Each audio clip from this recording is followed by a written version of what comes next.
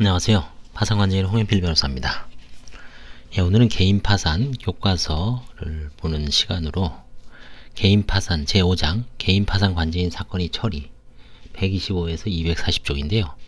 여기는 개인파산관제인 제도, 그 다음에 재단채권, 그 다음에 부인권 등 아주 개인파산에서 가장 중요한 내용이 많아서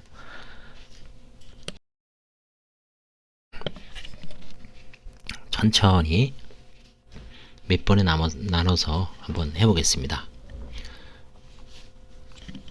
여기서 제1절 개인파산관제인이 지위 및 권한과 의무 1. 지위 파산관제인은 파산 절차를 수행하기 위하여 필수적이고 가장 중요한 기관으로 파산 선고가 동시에 선임됩니다. 법 제320조 제1항 채무자가 파산 선고 시에 가진 모든 재산은 파산재단을 구성하고 법 제382조가 규정되어 있습니다. 그 파산재단을 관리 및 처분할 권한은 파산관제인에게 속하므로 법 제384조에 있습니다. 파산관제인은 채무자의 포괄승계가 같은 지위를 가지게 되지만 파산이 선고되면 파산채권자는 파산 절차에 의하지 아니하고는 파산채권을 행사할 수 없고 파산관제인이 파산채권자 전체의 공동을 이익을 위하여 선량한 관리자의 주임으로서 그 직무를 행하므로 파산관제인은 파산 선고에 따라 채무자와 독립하여 재산에 관하여 이해관계를 가지게 되는 제3자로서의 지위도 가지게 된다. 그러니까 결국은 채무자와 독립된 지위도 가지고 관제인의 지위, 선관주의무죠. 그 다음에 제3자, 채무자와 독립한 제3자의 지위도 가지게 됩니다. 따라서 파산관제인은 민법 제108조 통정허위 표시죠. 제2항 민법 제110조 사기 강박의 이사표시 제3항의 경우 등에 있어서 선의 제3자에게 대항할 수 없다. 거기서 제3자에 해당하고 그 선의 악의도 파산관제인 개인이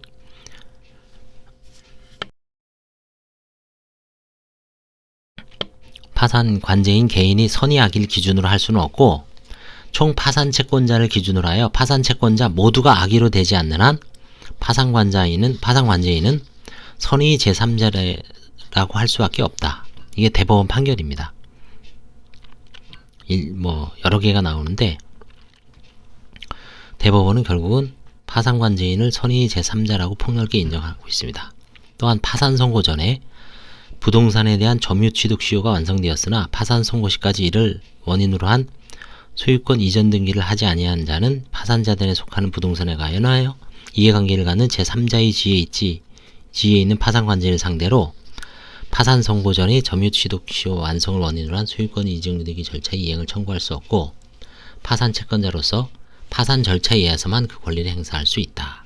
이게 대법원 판례입니다.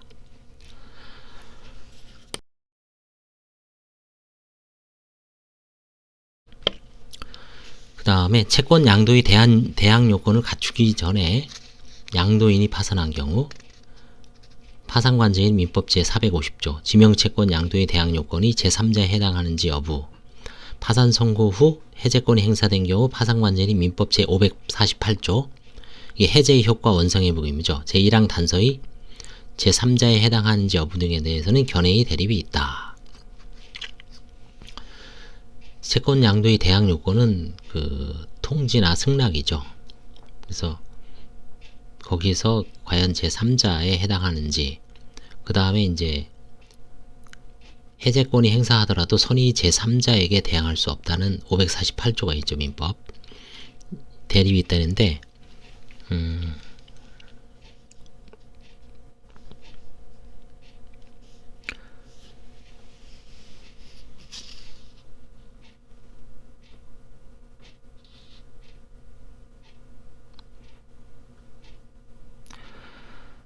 대법원 2014년 6월 26일 선고 2012-9386 판결은 파산 선고 전에 채무자에 대하여 증여계약의 해제 의사표시를 하였으나 증여한 부동산에 대해 원성회복 등기를 마치지 않은 사안에서 파산채권자 모두가 악의로 되지 않는 한 파산관제인 민법 제548조 제1항 단서의 선의 제3자라고 할 수밖에 없으므로 증여계약의 해제로서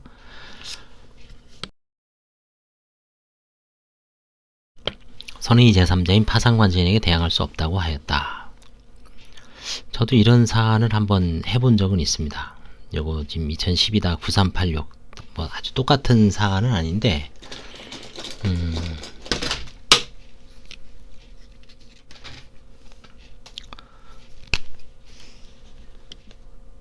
어떤 사안이냐면은 어머니가 딸하고 어머니가 그러니까 아버님이 돌아가시고 이제 상속을 받았어요. 근데 원래 생전에 어머니 명의로 돼 있었습니다. 근데 예금 같은 거를 이제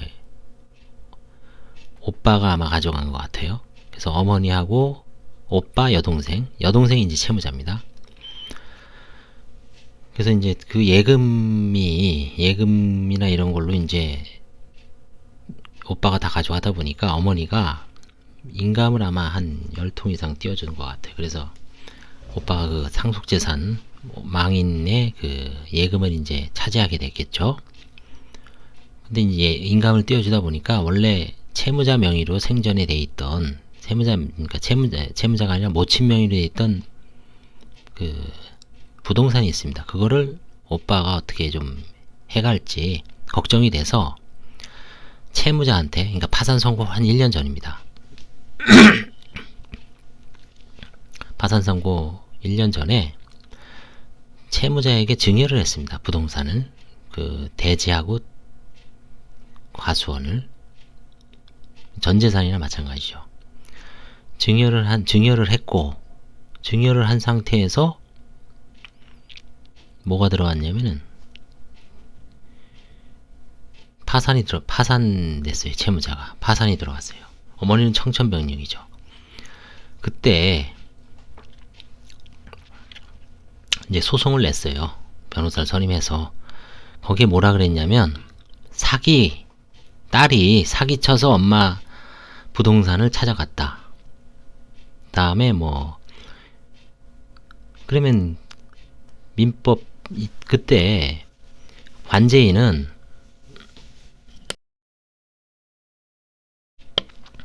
선의 제3자에 해당하죠. 관제인은. 그래서 사실 관제인에게 대항할 수가 없죠. 그 사안은 이제 그래서 간혹 이 선의 제3자 이거를 한번 이게 저도 옛날에 교과서 읽을 땐 이게 과연 파산해서 문제가 될까라고 생각을 했는데 실제 그런 사안이 있습니다. 그래서 깜짝 놀랐는데 그래서 보통 이제 하급심이나 이런 데서는 파산관제인이 민법 제450조 제1항의 제3자에 해당한다는 하급심 판결이 있습니다. 대구지방법원에 2003 가단 52460 좀 오래됐지만 판결이 있고요. 제가 지금 얘기한 증여계획의 해제 의사표시 아니면 사기 강박에 의한 의사표시 비슷하죠. 거기서 선의 제3자 파산관제인에게 대항할 수 없다. 그래서 제가 말씀드린 사안은 조정화해로 이제 좀 끝냈습니다.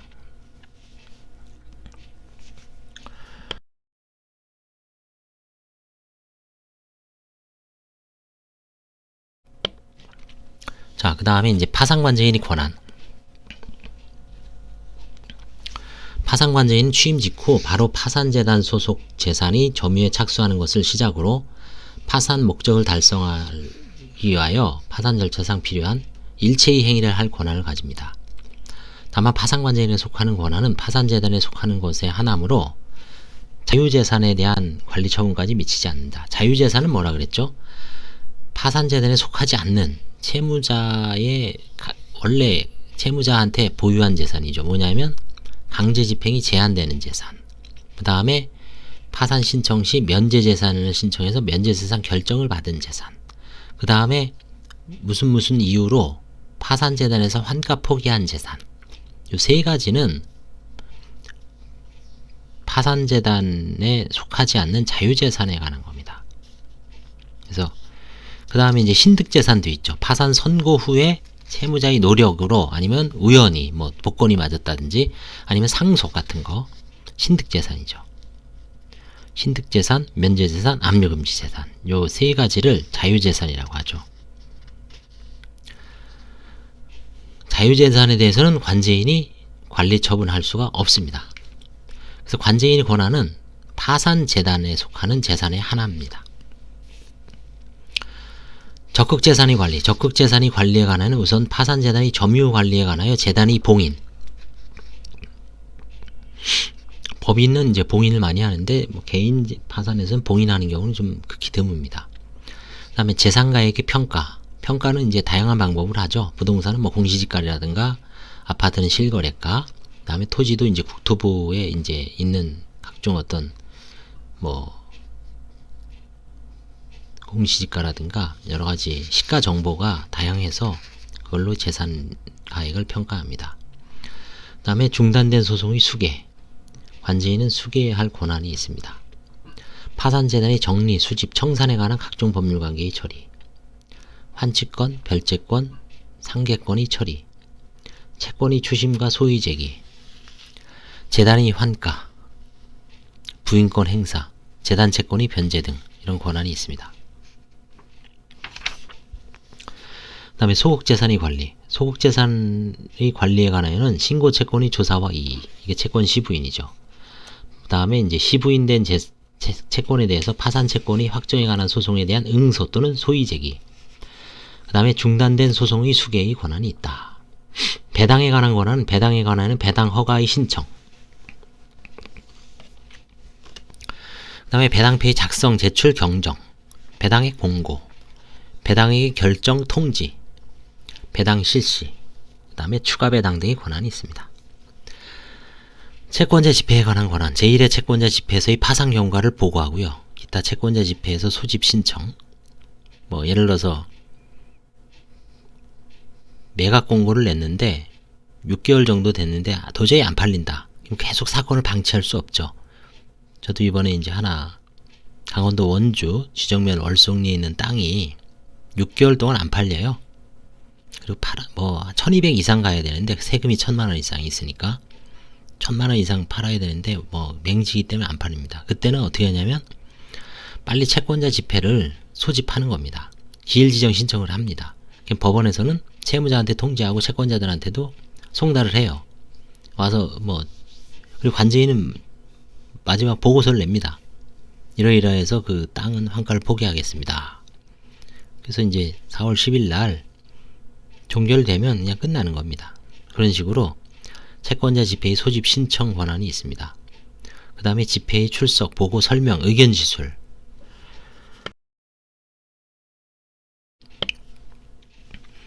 그래서 관제인은 그 사건, 돌아가는 사건을 전체적으로 환가 사건, 종결 사건, 이의 사건 전체적으로 완전하게 다 파악을 하고 있어야 돼요.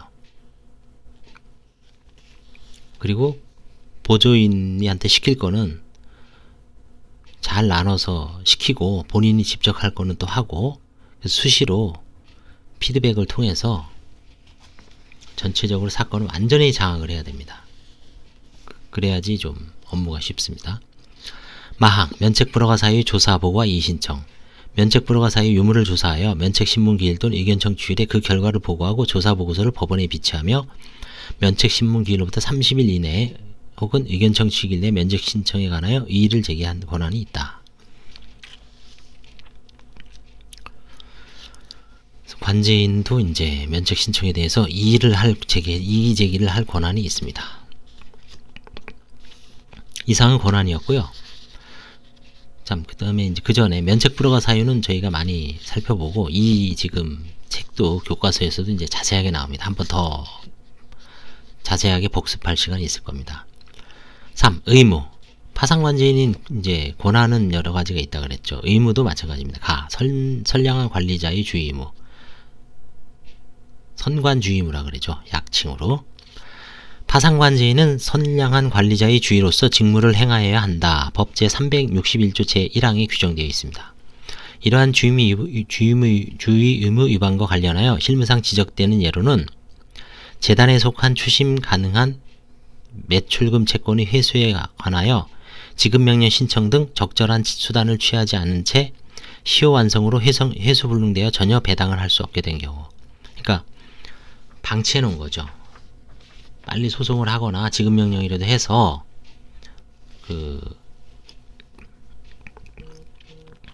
회수해야 되는데 관제인이 그냥 멍하니 있다가 시효완성, 이게 손해배상 해줘야 되죠.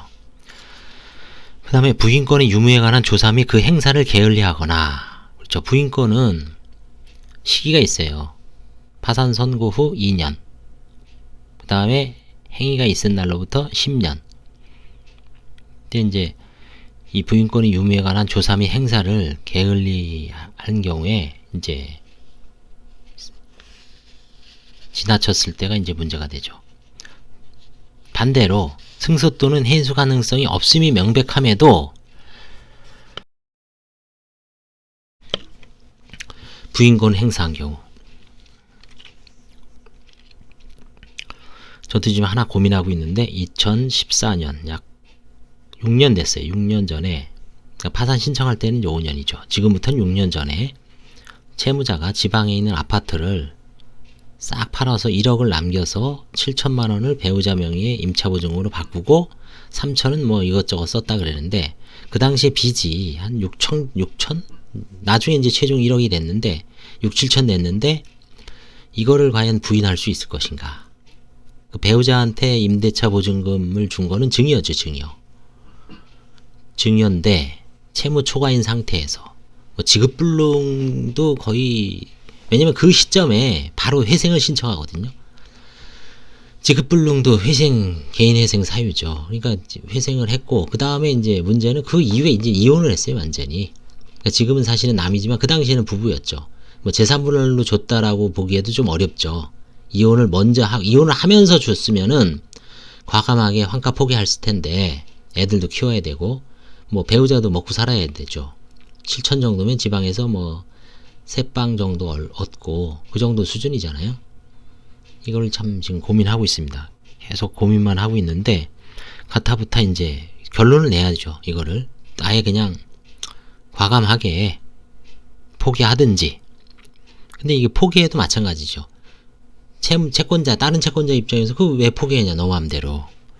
그 다음에 소송을 했을 때는 이게 또 과연 회수 가능성이 없는 걸 그냥 남소 아닌가, 소권을 남용하는 게 아니냐. 약간 어려운 문제가 있는 사건이 있습니다. 해도 문제, 안 해도 문제. 그걸 잘 판단을 해서 적절하게 해야 되는데 정답은 없습니다. 법원의 허가를 요하는 경우에 그 허가를 받지 않고 행위를 한 경우, 법원의 허가를 490 몇 조에 15가지인가요? 이제 딱 규정이 되어 있습니다. 그걸 다 허가를 받아야 돼요. 채무자가 강력하게 이의를 진술하여 존재에 의심가는 채권에 관하여 충분히 조사하지 않고 채권을 시인한 경우, 이 채권을 이해하면은 소송으로 가서 시간이 되게 길어지죠. 그러니까 관제인 입장에서는 어차피 면책될 거니까 빨리 시인하고 끝내자. 근데 이제 채무자는 어떤 특정 채권자에 대한 어떤 감정 때문에 도저히 그걸 인정할 수 없거나 그게 사실인 경우가 있습니다. 그러면 이제 이의 신청을 해서 엄청 다퉈야 되죠. 그 다음에 하자 있는 배당표를 작성하여 파산 채권자에게 손해를 가한 경우, 이거 가끔 있습니다. 배당을 잘못하는 경우죠. 일부 채권자를 위법하게 배당에서 제외한 경우, 그렇죠?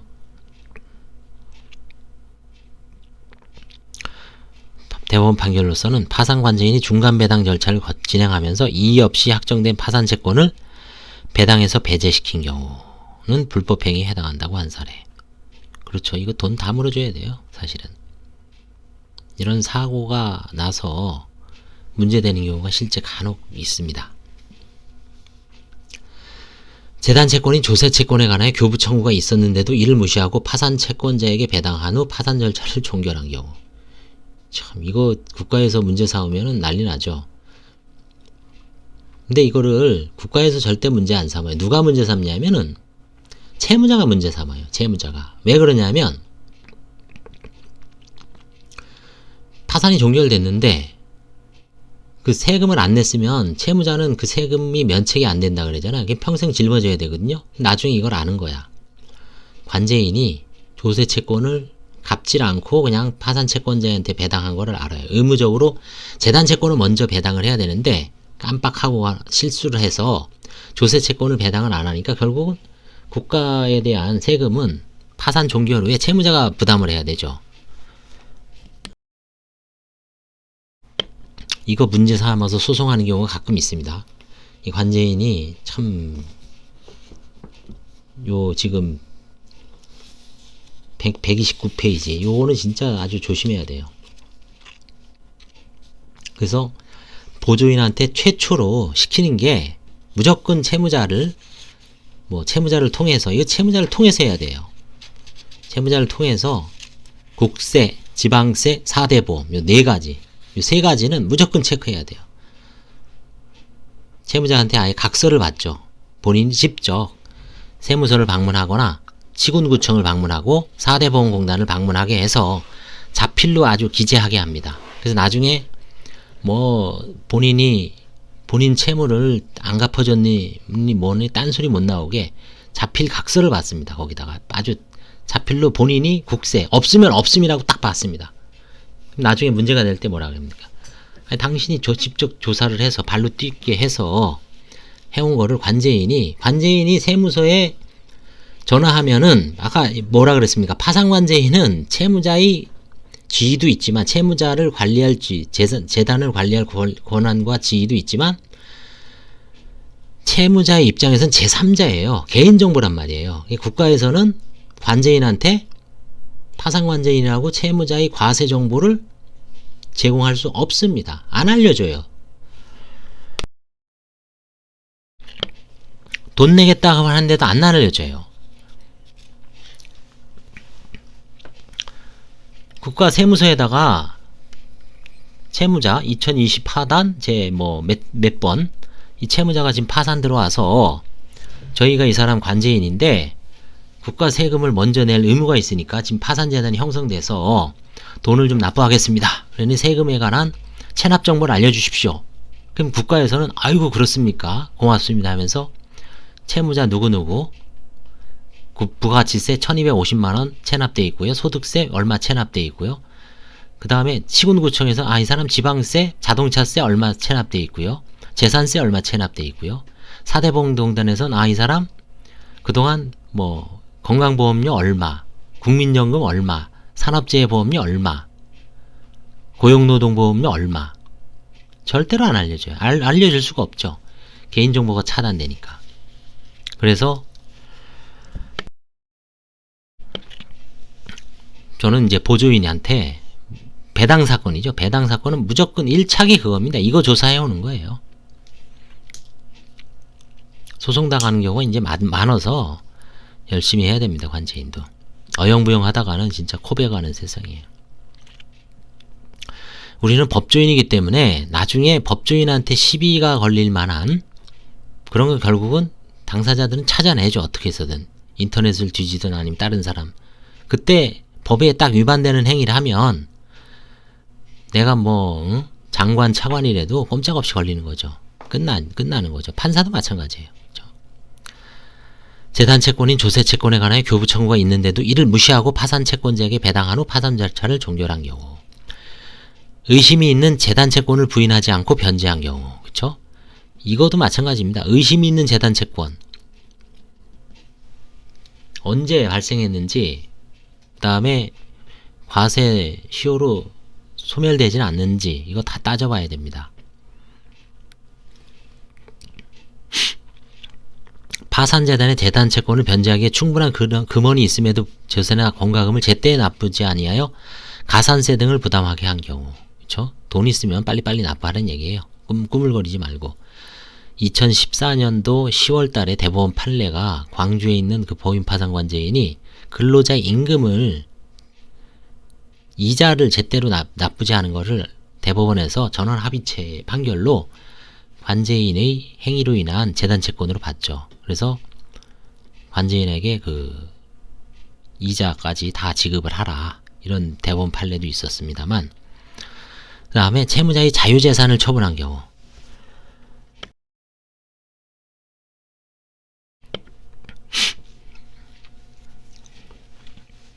채무자의 자유재산을 처분한 경우는 참 드문데, 이런 경우가 자유재산을 처분한 경우일까요? 아닐까요? 한번 보십시오. 뭐냐면, 저도 이제 좀 지금 생각나는데, 채무자가 본인 돈이 한 3천 정도 있어요. 근데 친구 집에 그걸 빼서 무상으로 거주합니다. 친구가 조카 집에. 그리고 돈은 숨기는 거죠. 돈이 없다. 그리고 이제 사실상 이제 친구 집에 이렇게 주소를 해놓은 다음에 나중에 실제 이제 주민등록은 옮기지 않고 친구 집에 무상거주 한다고 해놓고 3천만 원짜리 전세를 얻었습니다. 그게 나중에 발각됐어요. 어떻게 해서. 그때 그게 자유재산인가요? 강제집행이 제한되는 자유재산인가요? 아니면 은닉재산인가요? 그거 제가 이제 환가를 했는데 일부 화해계약으로.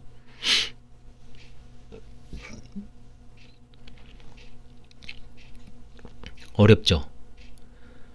그게 자유재산인가? 원칙적으로는 뭡니까? 3천만 원이니까 집행 제한이 되죠. 근데 파산재단에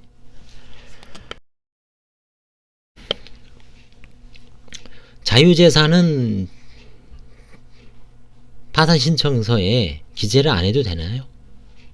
자유재산은? 좀 어려운 문제죠. 어떻게 한번 다시 한번 물어봐야 돼. 이때 채무자익을 자유재산으로 볼 수 있는지. 그 다음에 환치권 별채권이 목적을 손상한 경우. 그 다음에 명백히 위법한 조세 부과처분에 대하여 불복 절차를 게을리한 경우.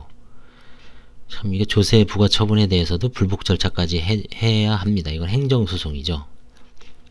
특히 파산관제인은 보조인의 행위로 인해 책임을 지는 사례가 발생할 수 있으므로 보조인에 대한 관리 감독에 아주 주의를 다해야 합니다. 결국은 보조인의 행위가 관제인의 행위예요. 그렇죠? 나중에 뭐 이거는 보조인이 잘못했다. 관제인이 잘못한 겁니다. 이거는. 이 법조 영역에서는 뭐 일반 회사에서도 마찬가지죠. 사용자 책임이라는 게 있죠. 그렇죠? 관제인도 마찬가지입니다. 그래서 보조인을 잘 관리 감독을 해야 됩니다. 모르는 건 잘 알려주고 그 다음에 그 범위 내에서 유능하고 무능하고를 떠나서 그 범위 내에서 숙달을 시켜야 돼요. 권한과 책임을 확실하게 주고 시키든지 아니면 단순 업무만 하게 할 것인지 업무를 폭넓게 위임을 할 것인지 그런 관제인별로 천차만별입니다. 다만 잘못하면 관제인이 모든 책임을 지는 겁니다.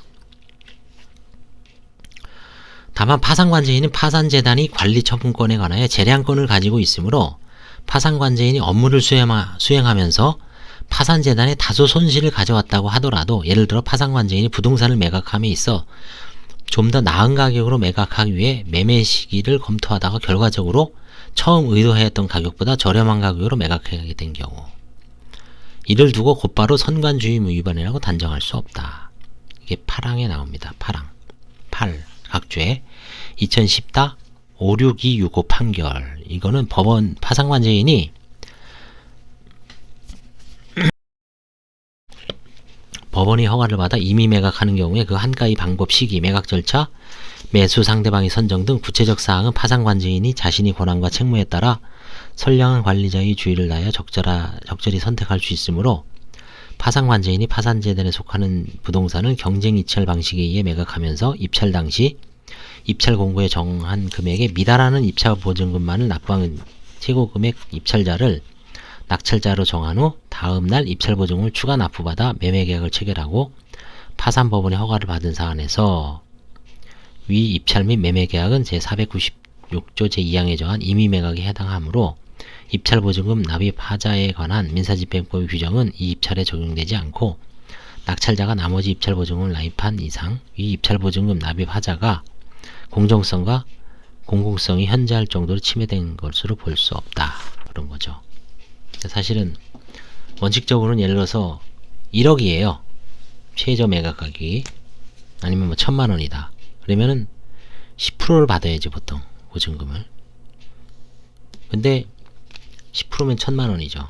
1억에 1000만 원이고 1000만 원은 100만 원인데 일부만 받는 겁니다. 뭐 한 800만 원은 받고 일단 다음날 제가 드리겠습니다. 갖고 이제 다른 입찰자가 없으니까 이렇게 했겠죠. 그렇게 좋다 그러면 너라도 사라 해서 800 받고 다음날 이제 200 태워서 1000만원 받았죠. 원래는 낙찰을 하는 날 1000만원이 딱 들어오고 안 들어오면 그냥 기각시켜야 되죠. 날려버려야 되는데 그런 식으로 해서 이제 법원에서는 오케이 했어요. 그러니까 이걸 누군가 채권자가 또 문제 삼은 거죠. 그렇지만 여기서는 이제 이건 임의매각에 불과하기 때문에 민사집행법상의 그 규정은 적용이 안 된다. 그래서 공공성이 현저히 침해됐다고 볼 수 없다라는 게 이제 대법원 판례가 있습니다. 이런 게 하나하나까지 참 세심하게 주의를 해야 됩니다. 통상의 합리적인 파산관제인으로서 상황에서 합당한 정보를 가지고 적합한 절차에 따라 파산재단이 최대 이익을 위하여 신의 성실에 따라 업무를 수행한 것이라면 현저한 불합리가 없는 한 파산관제인이 판단은 허용되는 재량의 범위 내의 것으로서 선관주의무를 다한 것이라고 볼 것이다.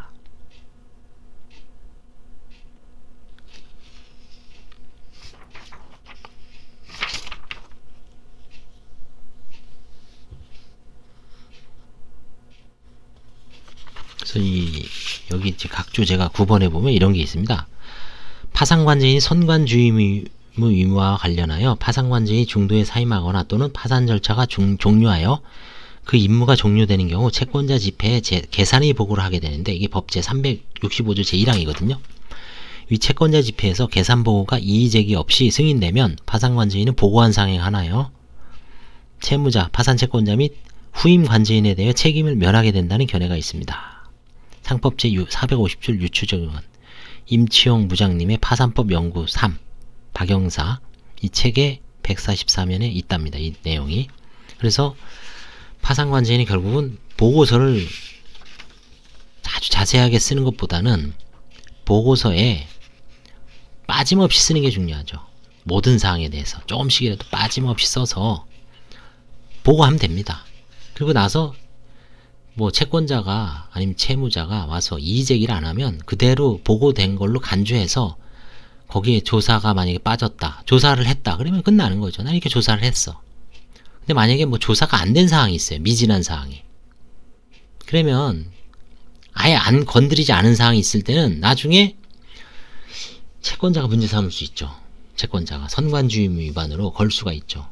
이런 거에 대해서 기본적인 조사가 안 돼 있어요. 근데 조사는 돼 있어. 조사는 확실하게 돼 있고 조금이라도 그럼 그것도 다 보고가 됐어요. 거기에 너네가 이의제기를 안 했잖아. 채권자가 나와서 왜 이렇게 그래서 보고서는 제가 보기에는 아주 폭넓게 쓰는 게 중요해요. 조금씩이라도 다 건드려서, 그쵸? 근데 지금 보고서는 다 건들게 돼 있어요. 제가 지금 유튜브에다가도 그 보고서를 이제 주로 이제 이렇게 해설하는 거 아닙니까? 채무자 면책 사례. 그럼 이 체크리스트 방식이기 때문에 10년 주거사항, 그 다음에 직업, 경력, 그 다음에 5년 동안의 범위재산, 부모재산, 자녀재산, 배우자 재산, 상속재산 싹 체크가 되죠. 그쵸? 그 다음에 재산별로 세목별 과세증명서 이런 것도 이제 보십시오. 예전 29가지를 낼 때는 관제인이 부담이 많았어요. 지방은 특히 더하죠. 한 50가지 서류를 낼 때는 다 냈는데 그걸 다 정리해야 돼요. 사실은 그냥 낸다 그래서 그걸 이렇게 첨부하는 게 아니죠. 왜 냅니까? 55가지 서류를 낸 거 중에 뭔가 문제가 될 만한 거를 정리해서 쓰란 얘기죠. 그쵸? 뭐 은닉이 있는지 계좌를 열심히 5년 동안 뒤져서 볼목 끼고 보면서 편파 변제가 있어요. 5년 동안 냈는데 3년 동안은 문제가 없어요. 역으로 보는데. 근데 저 4년치쯤에 아주 큰 금액이 확 나갔어. 근데 그걸 관제인이 힘들어서 3년 거만 보다가 마지막 4년차, 5년차를 안 보고 그냥 패스했어요. 지겨워서.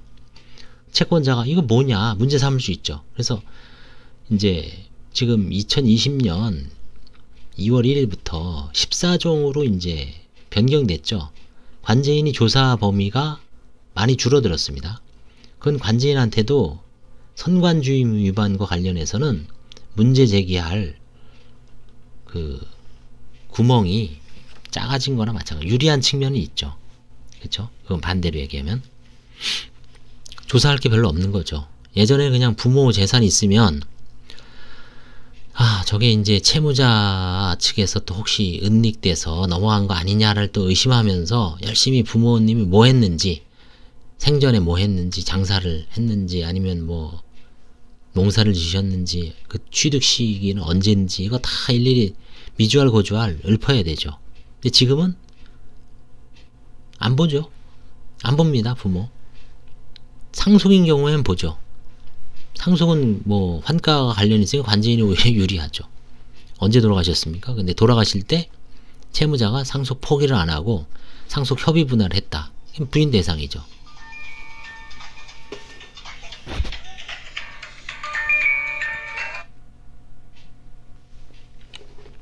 그래서 14종으로 한 게 관제인한테는 득이 될 수도 있습니다. 중립의무 및 충실의무. 파산관제인은 채무자, 파산채권자 등 다수의 이해관계인이 이해를 조절하면서 파산 절차를 주도적으로 수행하는 기관이므로 그 지위, 직책상, 직무의 집행에 있어서 모든 이해관계인에 대해 공정 중립을 유지해야 합니다. 이러한 의무는 법에 직접적인 근거는 없지만 그 지위 성격에서 나오는 당연한 의무라고 할 수 있습니다. 이와 같은 차원에서 민법 및 상법상 자기거래의 금지 등 충실 의무에 관한 규정이 유치 적용된다고 해석됩니다. 따라서 파산관제인이 파산재단 소속 재산을 환가함에 있어서 직접적 또는 간접적으로 그 상대방이 되는 것은 채무자와 파산채권자 다수의 희망에 따른 것이라 해도 특별한 사정이 없는 한 허용되지 않습니다. 뭐 그러겠죠. 그렇죠? 자기거래 금지. 그래서 뭐 이거는 아예 생각을 말아야 됩니다. 중립의무 및 충실의무. 이런 거를 판사님들이 다 봐요. 다. 안 보는 것 같아도 다 봅니다. 보고의무. 제1의 채권자 집회에 대한 보고. 파산관제인은 파산 선고에 이르게 된 사정 및 채무자와 파산재단에 관한 경과와 현상에 관하여 제1의 채권자 집회에 보고합니다. 488조. 실무상 파산관제인 보고서를 작성 제출하고 있고 지금 이 폼으로 제출하고 있습니다. 이 전자보고서죠. 보고서에는 파산재단에 속하는 재산의 현황, 파산관제 업무의 진행 방침, 재단 수집의 난이도와 전망, 파산재단 환가의 비용과 소요기간, 배당률의 예측 등을 기재하여 파산채권자에 그에 관한 자료를 제공하고 있다. 그 밖에 파산관제인이 임무가 종료한 때는 채권자 집회에 계산의 보고를 하여야 하고